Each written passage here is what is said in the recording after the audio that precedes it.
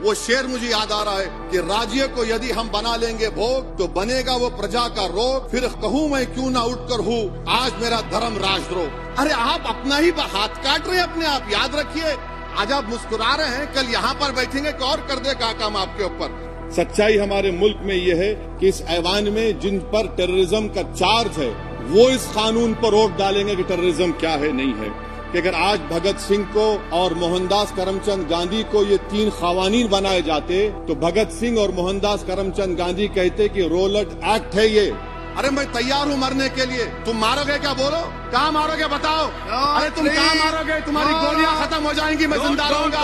अरे तुम्हारी गोली डरने वाला बैठो तुम। अरे चप्पन देके बैठो तुम। श्री असदुद्दीन ओवैसी जी। चेयरमैन सर, आपका बेहद शुक्रिया कि आपने इन 3 फौजदारी नए क़वानीन पर बोलने का मुझे मौका दिया है। सर, मैं शुरुआत में इस शेर से आगाज करता हूं अपनी बात का कि हमको शाहों की अदालत से तवक्को तो नहीं, आप कहते हैं तो जंजीर हिला देते हैं। सर, ये 3 फौजदारी के क़वानीन खुद मुजरिमाना है। ये जुर्म की रोकथाम से ज्यादा हुकूमतों के जराइम को कानूनी शक्ल देने के लिए बनाए जा रहे हैं। अब तरफे तमाशा यह है सर कि पिछले सेशन में मोदी हुकूमत ने जन विश्वास बिल 2023 को, जिसमें 183 प्रोविजंस और 43 क़वानीन थे इम्प्रिजनमेंट के, उसको निकालकर फाइन में तब्दील कर दिया। उसमें ड्रग्स एंड कॉस्मेटिक्स एक्ट को भी तरमीम की गई और सजा के बजाय सबस्टैंडर्ड ड्रग्स के लिए आपने फाइन ला लिया।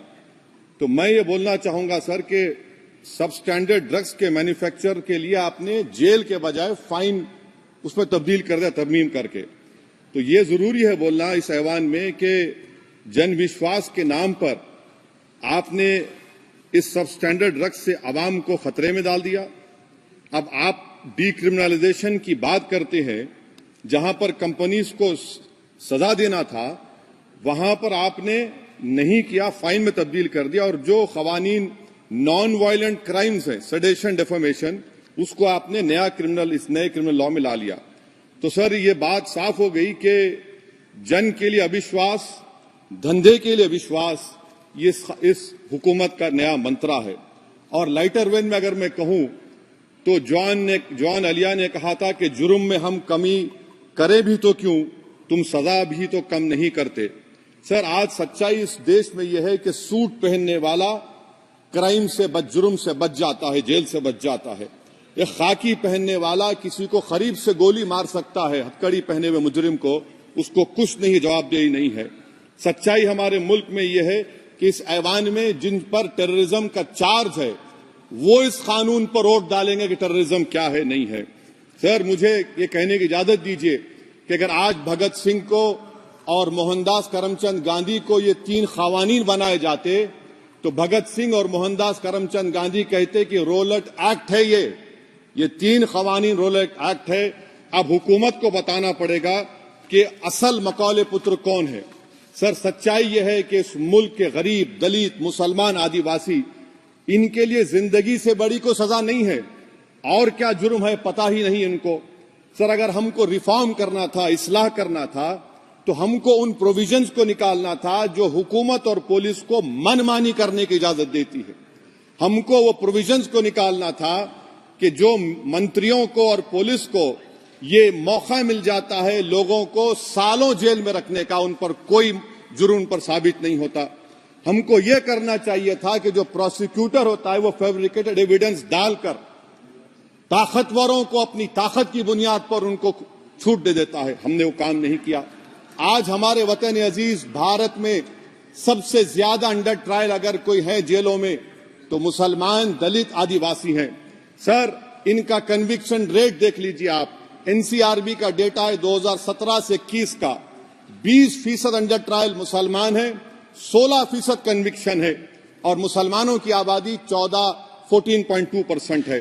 प्रिवेंटिव डिटेंशन यदि जिसको इस्तेमाल किया जाता है जुडिशियल प्रोसेस को सबवर्ट करने के लिए और फेयर ट्रायल को सबवर्ट करने के लिए, आज भारत की जेलों में 30% डेटेन्यूज मुसलमान हैं।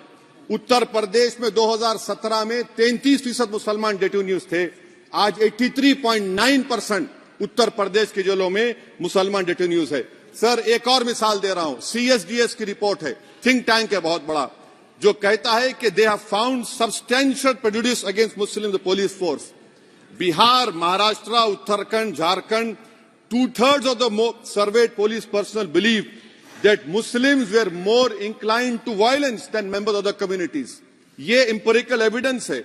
इसी रिपोर्ट में कहा गया कि 35% जिन पुलिस के अहदेदारों का सर्वे किया गया, उन्होंने मॉब वायलेंस को नेचुरल करार दिया, खास तौर से उन केसों में जहां पर काउ स्लॉटर होता है।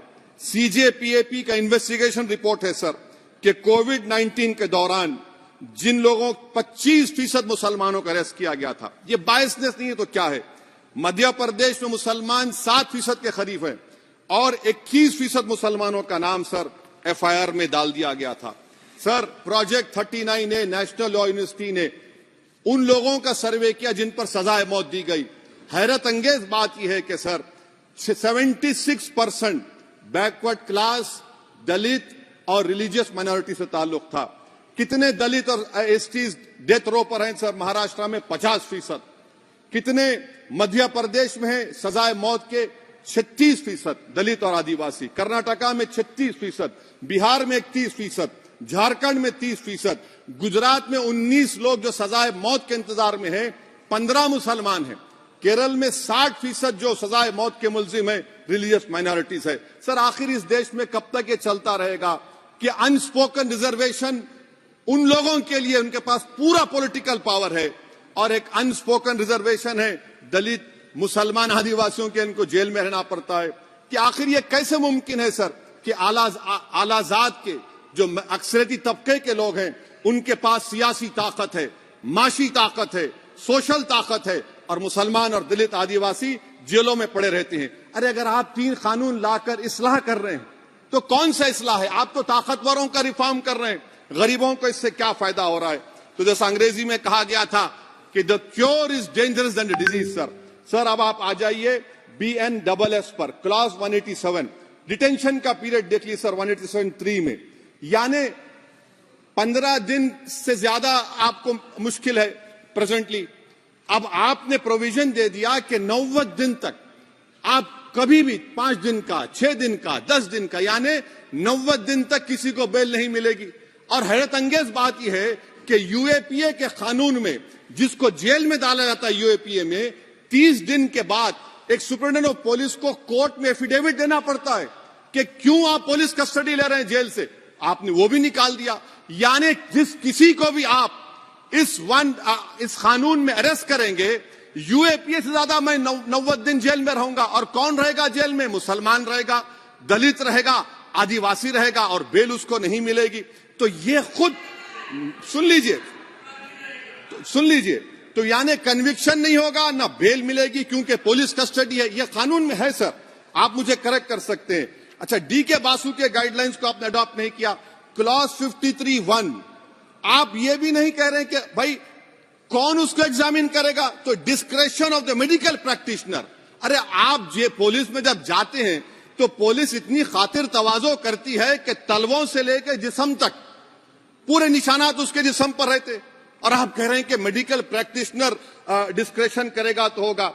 अब आप आ जाइए सर इसके ऊपर आपको बता रहा हूं सर। अब आप देखिए क्लॉज 187 तो आपके सामने जिक्र कर दिया मैं सर। अब आप देखिए क्लॉज 472 मर्सी पिटीशन, आर्टिकल 79 और 161 का कॉन्स्टिट्यूशन का हिस्सा है, और ये आप कानून लाकर कहती हैं कि उसकी तरफ से मर्सी पिटीशन डालेगा तो कन्विक्ट, लीगल है, अदर रिलेटिव। सर जो सजाए मौत काटेगा वो तो आधा पागल हो जाता है जेल में, आप थर्ड पार्टीज को मौका नहीं दे रहे।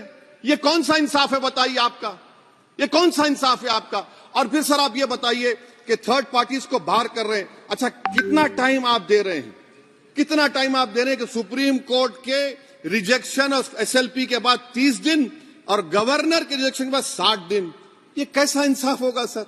सुप्रीम कोर्ट ने कहा कि multiple mercy petitions can be filed, आपने उसको भुला दिया।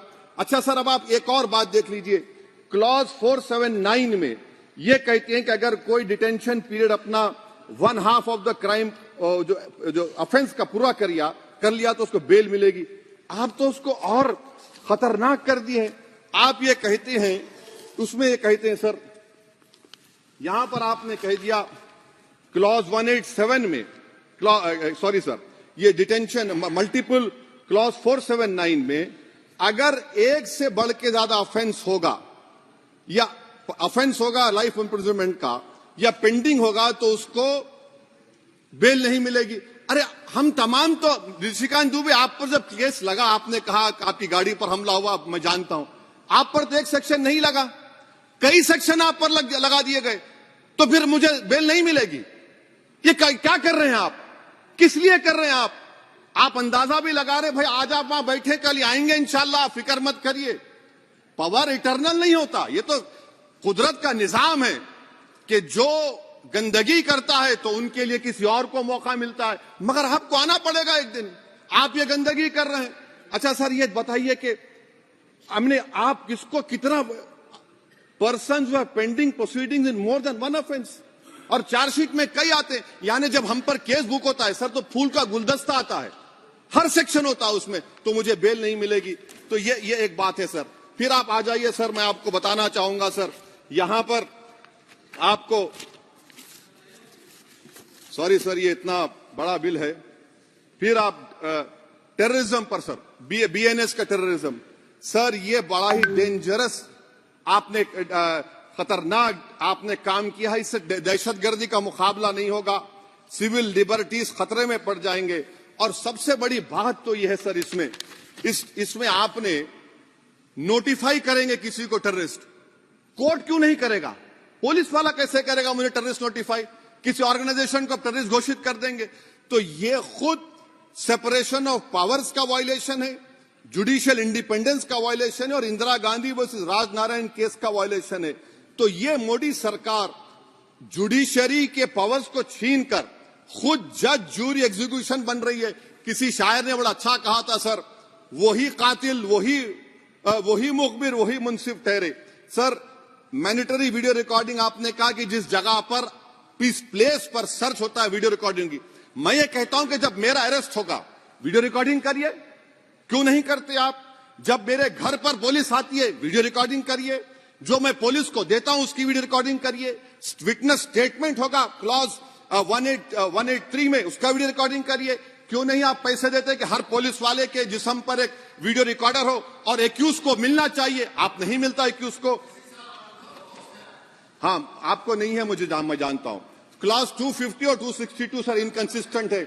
तो क्लॉज 250 में 60 डे टाइम लिमिट है डिस्चार्ज के लिए। अगर एक्यूज को कागज नहीं मिलता है, हम सब जेल में गए, मैं कई मर्तबा जेल में गया हूं, ससुराल में इतना नहीं गया जितना जेल को जाने का मुझे मौका मिला, चाहे कांग्रेस की तेलुगु देशम की हुकूमत रही है। ससुराल कहते हैं कुछ लोग। क्लॉज 262 है, क्लॉज 262 में डिस्चार्ज एप्लीकेशन है, वो फ्रेमिंग ऑफ चार्जेस के बाद डाल सकते हैं। ये it defeats the purpose. What is the discharge application which is to prevent police from using delay tactics? Discharge always precedes framing of charges. आप मैं उस वक्त तक डिस्चार्ज नहीं डाल सकता जब तक कि वो नहीं होगा। अच्छा क्लॉज 251 263 देखिए sir, time limit for framing of charges in cases of session trials 60 days of first framing charges, warrant charges should be 90 days। मगर आपने क्या किया, होशियारी देखिए, बर्बाद करने का कहानी। 193(9) डाल दिया आपने, Can it prescribes a 90-day time limit for further investigation? For further investigation, what will happen when supplementary charge sheet are put? Will the accused be acquitted? क्या मुझे छोड़ देंगे आप? क्या कोई time light? This is a dead letter. यानी आप तो पूरे का पूरा सिविल राइट्स लिबर्टीज बोलिए सब छीन ले रहे। अच्छा सर, इसमें आपने लिंचिंग का एक कानून बनाया बीएनएस में, सेक्ट क्लॉज 103 में। अब आप इसमें देखिए सर, लिंचिंग कब हो सकता है? जब आप ये बताएंगे कि ये पर्सनल बिलीफ पर मारा गया, किसी को जेंडर पर मारा गया, कास्ट पर मारा गया। सर आप तो एक्यूज को तो मौका दे रहे हैं छोड़ने के लिए, आप तो एक्यूज को मौका दे रहे हैं। अच्छा पर्सनल बिलीफ में रिलीजन क्यों नहीं लिखते भैया आप? इन तीनों कानून में रिलीजन इस्तेमाल किया गया, पर्सनल बिलीफ में रिलीजन नहीं आता। अच्छा सर आप ये भी देख लीजिए कि 190 सर 190 में अनलॉफुल असेंबली है, 5 और मोर एक्टिंग टुगेदर। फिर ये क्यों कर रहे हैं आप? 5 मिलकर भी मर्डर करेंगे तो एक 103 भी तो आपने कर दिया। तो इनका यानी ये तो इसका अनलॉफुल एक्टिंग टुगेदर है। अच्छा सर, मैं आपको बताना चाहूंगा, आपके ये बीएनएस का 172(2) आप देखिए कि पेटी केसेस में when the occasion is passed, किसका मतलब क्या है? व्हेन द ओकेजन होगा क्या सर? अब आप हम चुनाव लड़ते तो जो हमारा जो पार्टी अपोजिंग रहती वो कहती कि इनके 25 लोगों को 50 लोगों को गिरफ्तार कर लो, गिरफ्तार कर लेते मेरे बूथ के एजेंट्स को, और बोल रहे व्हेन, उसमें आप लिख रहे क्या है? When the occasion is passed, माने पास हो जाएगा पोलिंग के 5 बजे छोड़ देंगे। अरे आप अपना ही हाथ काट रहे हैं अपने आप। याद रखिए, आज आप मुस्कुरा रहे हैं, कल यहां पर बैठेंगे कि और कर देगा काम आपके ऊपर। अच्छा रेप सर, रेप क्या? रेप सिर्फ महिलाओं का होता है, मर्दों का रेप नहीं होता है क्या? आपका प्रोविजन नहीं है क्या? स्टॉकिंग नहीं होती है मर्दों की? अच्छा जस्ट होता है सर, आप हंस रहे हैं, होता है, होता है। आपकी हंसी इस बात का इकरार है कि आप जानते हैं किसका हुआ है। तो justice JS Verma sir, justice JS Verma का जेंडर न्यूट्रल बनाइए। अच्छा क्लॉज 69 को, क्लॉज 69 लव जिहाद आ गया। देखिए सर, क्लॉज 6 लव जिहाद आ गया, उसमें बियॉन्ड रीजनेबल डाउट प्रूव ही नहीं कर पाएंगे आप।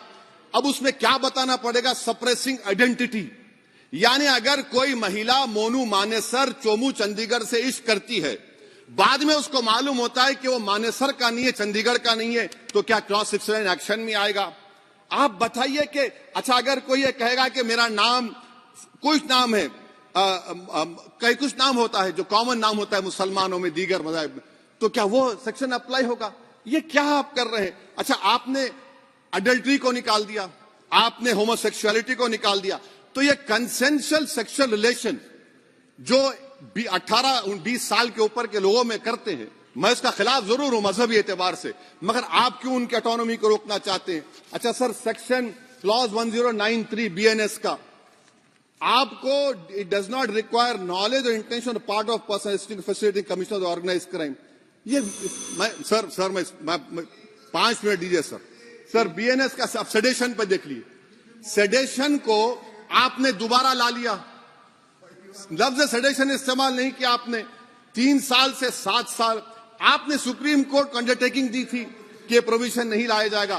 तो चेयरमैन सर, यहां पर हिंदी के एक बहुत मशहूर कवि का वो शेर मुझे याद आ रहा है, मैथिली शरण गुप्त का, कि राज्य को यदि हम बना लेंगे भोग तो बनेगा वो प्रजा का रोग, फिर कहूं मैं क्यों ना उठकर हूं आज मेरा धर्म राजद्रोह। कार्ल मार्क्स ने कहा था sir, history repeats itself first as a tragedy, second as a farce. अब क्लॉज 195(1)(d) देखिए, it criminalises the making of publication of false and misleading information jeopardising sovereignty integrity of India. Vague है, यानी जो कोई भी पत्रकार investigative journalism लिखेगा आप उसको इस्तेमाल कर लेंगे और जेल की सलाखों में उसको डालकर आप सड़ा देंगे। सर मैं आपको और एक बात बताना चाहूंगा कि रैश एंड नेग्लिजेंट एक्ट जो आईपीसी में था 2 साल थे, 304, आप उसको बढ़ाकर 5 साल कर दिए 1061 में, BNS1 में। और rash and negligent driving 304 IPC में था, 2 साल की सजा थी, आपने 10 साल कर दिया। यह क्रिमिनल जुरिस्प्रूडेंस का हिस्सा नहीं है। अच्छा, क्रिमिनल ऑर्गेनाइजेशन उत्तर प्रदेश में यूपी गैंगस्टर एक्ट में एक चार्जशीट में गैंगस्टर एक्ट लगता। सर आप बताइए फिर यूएपीए का क्या होगा, पीएमएलए का क्या होगा, महाराष्ट्र मकोका क्या क्या होगा, गुजरात के कोका क्या क्या होगा? आप ये सब कानून रख रहे हैं और एक पुलिस वाले को आप ये तमाम कानून की इजाजत देंगे? याद रखिए, जिंदगियां बर्बाद करने का काम आप कर रहे हैं और सबसे बड़ा इसका नुकसान होगा। किसका नुकसान होगा? दलितों का, मुसलमानों का, आदिवासियों का। और वो पॉलिटिकल पार्टीज जो कल आज सत्ता में है, कल नहीं रहेंगे, वो बदले की भावना से काम करते हैं। सर मुझे पुलिस ने पीटा सर, 1999 22 दिसंबर को मेरे सर पर 20 टाके लगे, पीठ से लेकर पैर तक मारा गया। आपको मालूम सर क्या हुआ? तेलुगु देशम की सरकार थी, उन्होंने उन दोनों पुलिस वालों को जिन्होंने मुझे मारा था उनको आईपीएस कन्फर कर दिया। आईपीएस करने, अरे मैं तैयार हूं मरने के लिए, तुम मारोगे क्या? बोलो कहां मारोगे बताओ? अरे तुम कहां मारोगे? तुम्हारी गोलियां खत्म हो जाएंगी, मैं जिंदा रहूंगा। अरे तुम्हारी गोली डरने वाला बैठो तुम, अरे चप्पन देके बैठो तुम। प्लीज आप बैठ जाइए। टेररिज्म का देखिए सर, आप बैठ जाइए प्लीज। यूएपीए का सर मैं खत्म कर, टेररिज्म उनको रोकिए sir. Okay please sit down. हाँ तुम गोली मार सकते, सस्पेंड नहीं कर सकते और कुछ नहीं कर सकते। Don't say anything ji. Terrorism का डेफिनेशन में आप देखिए, यूएपीए का सेक्शन 16, यूएपीए का सेक्शन 16 क्लॉज 113 में आ गया, यूएपीए का सेक्शन 15 क्लॉज 131 में आ गया। देख लेंगे, उसको देख लेंगे। यूएपीए का आपत्तिजनक अंश निकाल दिए जाएंगे। यूएपीए का क्लॉज 18 113 में आ गया, यूएपीए का क्लॉज 18 113 3 में आ गया, यूएपीए का क्लॉज 20 113 5 में आ गया, यूएपीए का सेक्शन 19 113 6 में आ गया। अरे भाई साहब, फिर क्या बचा है? आप यूएपीए से, मकोका से, गुजरात कोका से, पीएमएलए सब ला लिए। तो स्पीकर सर, मैं अपनी बात को खत्म करने से पहले मैं उम्मीद कर रहा था कि मैंने वजीर दाखिला का एक स्टेटमेंट सुना था अमित शाह साहब का, कि जब गुजरात के होम मिनिस्टर थे तो उन पर जुल्म किया गया, उनको दबाया गया। मगर हम ये समझ रहे थे कि जिस शख्स पर नाइंसाफी हुई है, जो वो क्लेम कर रहे हैं, तो कम से कम वो दूसरों से नाइंसाफी तो नहीं करेंगे। आप क्या कर रहे हैं? अरे ऐसे हजारों लोग हैं जिन पर जुल्म हो रहा है, ना उनके पास दलील है, ना उनके पास वकील है, ना उनके पास आजादी है। तो ये तीन सर मैं आखिर एक लव ये तीनों कवानीन हमारे मुल्क की जमहूरियत के लिए, इन गरीब तबकात के लिए नुकसानदेह साबित होगा। और ये सरकार को मैं चार्ज दे रहा हूं, आप चेक रिपब्लिक में निखिल गुप्ता बैठा है, लेके आओ ना उसको। कुलभूषण यादव पाकिस्तान में बैठा है, लेके आओ ना। कतर में हमारे फौजी बैठे, लेके आओ ना उनको। अरे कहां तुम्हारी देशभक्ति है? अरे निखिल गुप्ता को लाओ, इस कानून में इस्तेमाल करो। मगर वो नहीं बोलेंगे। मैं इस कानून के मुखालिफत में खड़ा हूं जो भारत की जमहूरियत के लिए खतरा बनेगा। शुक्रिया सर।